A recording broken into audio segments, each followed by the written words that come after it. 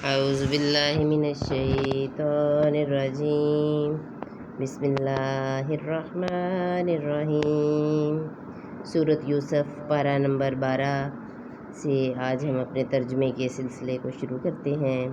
اللہ تعالیٰ میرا پڑھنا اور آپ کا سننا قبول کرے۔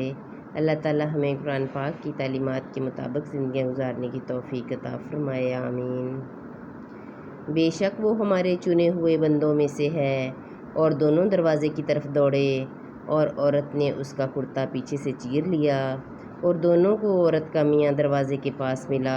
بولی کیا سزا ہے اس کی جس نے تیری گھر والی سے بدی چاہی، مگر یہ کہ قید کیا جائے یا دکھ کی مار؟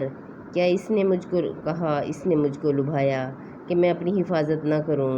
اور عورت کے گھر والوں میں سے ایک گواہ نے گواہی دی، اگر ان کا کرتا آگے سے چرا ہے تو عورت سچی ہے اور انہوں نے غلط کہا، اور اگر ان کا کرتا پیچھے سے چاک ہوا تو عورت جھوٹی ہے اور یہ سچے۔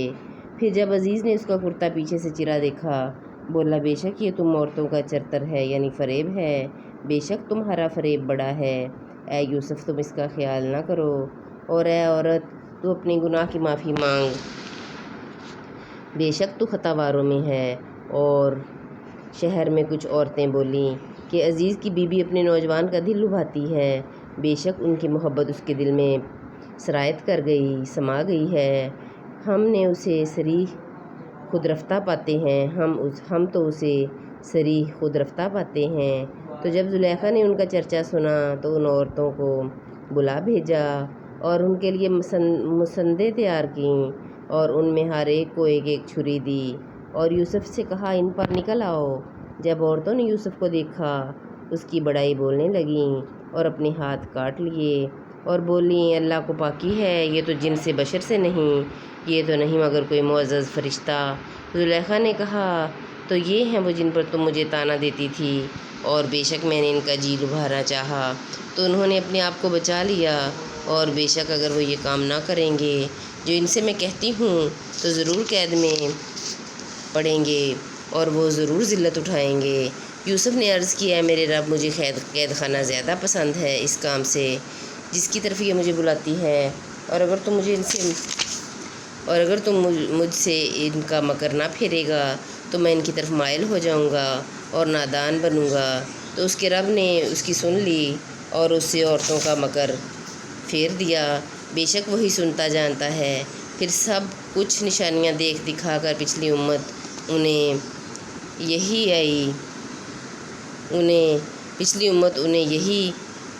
آئی کہ ضرور ایک مدت تک اسے قید خانے میں ڈالیں، اور اس کے ساتھ قید خانے میں 2 جوان داخل ہوئے۔ ان میں ایک بولا کہ میں نے خواب دیکھا کہ شراب نچوڑتا ہوں، اور دوسرا بولا میں نے خواب دیکھا کہ میرے سر پر کچھ روٹیاں ہیں جن میں سے پرند کھاتے ہیں، ہمیں اس کی تعبیر بتائیے، بے شک ہم آپ کو نیکوکار دیکھتے ہیں۔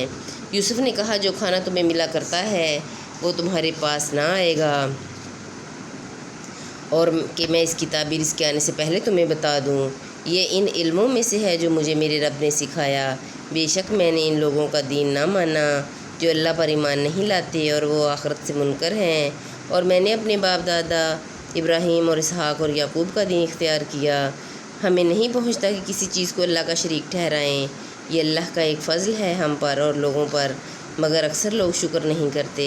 اے میرے قید خانے کے ساتھیوں، دونوں ساتھیوں، کیا جدا جدا رب اچھے یا ایک اللہ جو سب پر غالب؟ تو اس کے سوا نہیں پوچھتے مگر نرے نام فرضی جو تم نے اور تمہارے باپ دادا نے تراش لیے ہیں۔ اللہ نے ان کی کوئی سند نہ اتاری، حکم نہیں مگر اللہ کا،